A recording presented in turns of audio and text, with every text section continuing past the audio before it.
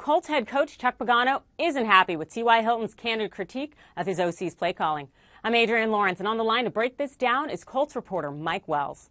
Mike, this is Rob Jasinski's first season as OC in Indy, and Hilton doesn't think he's taking advantage of the speed at receiver by throwing deep. What's going on here? Well, the way the Colts are made up is they made a living throwing the ball deep down the football field to T.Y. Hilton during his first 3 years, and then he drafted another speedster, Philip Dorsett, in the first round to go with second-year receiver Dante Moncrief. But, you combine the injury to Andrew Luck along with poor offensive line play, that has not allowed 40-year-old quarterback Matt Hasselbeck to have time in the pocket to throw deep. And it's, Hilton's kind of reached a frustration level, and that's why he was questioning Jasinski, who replaced Beth Hamilton as the Colts offensive coordinator in early November. And Chuck Pagano wasn't too happy about that. And that's why he came out today and said, what's happened inside the organization should stay inside of it.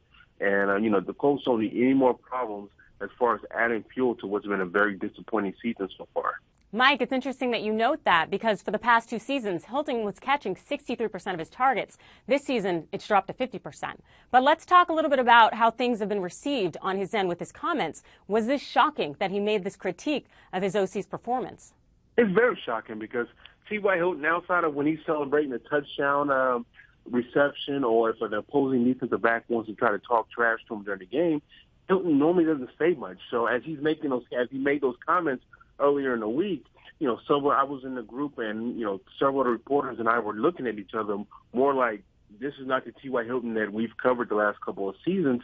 So I think it just adds to the frustration level because the Colts entered the season expected to push, teams like Pittsburgh and also the New England Patriots for a playoff for a home field advantage in the AFC playoffs. And now, if things don't go their way, they could be missing the playoffs for just the second time since 2011.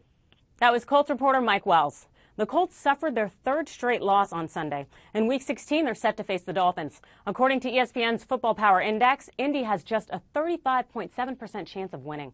I'm Adrienne Lawrence, and for more on the Colts, you can check out the team page on ESPN.com.